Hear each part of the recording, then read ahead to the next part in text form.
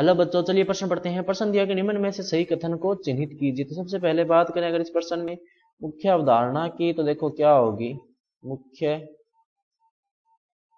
अवधारणा जो इस प्रश्न में होगी वो होगी ऑक्सीकरण अपचयन के गुण। ऑक्सीकरण अपचयन के गुण। तो देखो सबसे पहले इसने लिखा है कि कॉपर धातु Zn+2 आयनों से ऑक्सीकृत हो सकती है, यानी कि Cu plus Zn+2 equals to Cu+2 plus Zn। ये कह रहा है कि ये अभिक्रिया संभव हो सकती है, लेकिन ये अभिक्रिया जो असंभव होती है। ये अभिक्रिया क्या होती है?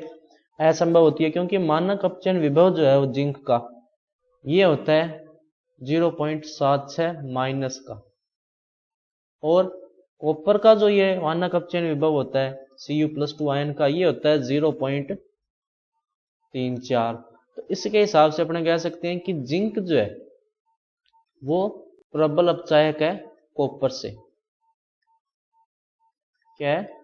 प्रबल अपचायक है, तो ये अभिक्रिया संभव नहीं हो सकती।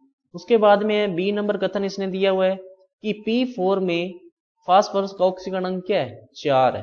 तो देखो P4 है, इसका ऑक्सीकरण अंक निकालना अपने को, तो क्या निकालेंगे? 4x बराबर 0, इसका मतलब x बराबर 0, यानी कि P4 में जो फास्फोरस का ऑक्सीकरण अंक क्या है? 0 है, यानी कि ये कथन भी गलत है, ये कथन भी क्या है? गलत है। उसके बाद में तीसरा कथन इसने जो दिया हुआ है वो देखो इसने क्या दे रखा है कि अत्यधिक ऑक्सीकरण अवस्था में कोई तत्व केवल अपचायक अभिकर्मक के रूप में ही कार्य करता है। तो देखो जैसे मान लो कि MnO4 है, ये Mn की अधिकतम ऑक्सीकरण अवस्था है, जिसमें Mn की जो ऑक्सीकरण अवस्था होती है वो क्या होती है? +7।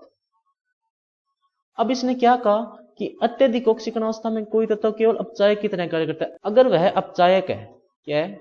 अपचायक है, तो अपचायक का स्वयं का क्या होता है? ऑक्सीकरण।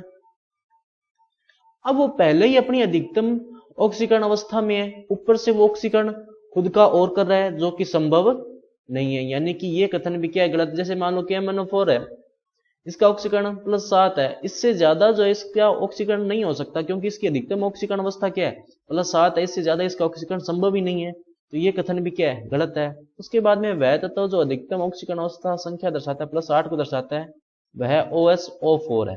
तो OSO4 है जैसे ओस्मियम टेट्रा ऑक्साइड, इसमें जो ओस्मियम का ऑक्सीडेशन नंबर होगा वो देखो कितना होगा? ओस्मियम कितना है? 1 + 4 × -2 बराबर 0, x बराबर क्या आ गया? +8।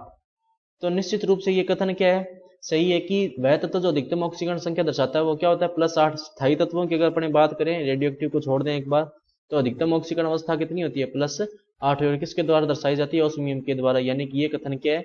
सही है। और यही जो है वो अपना क्या होगा? उत्तर होगा। तो बच्चों ये था आपका उत्तर। मैं आशा करता हूँ आपका समझ में आया होगा। धन्यवाद।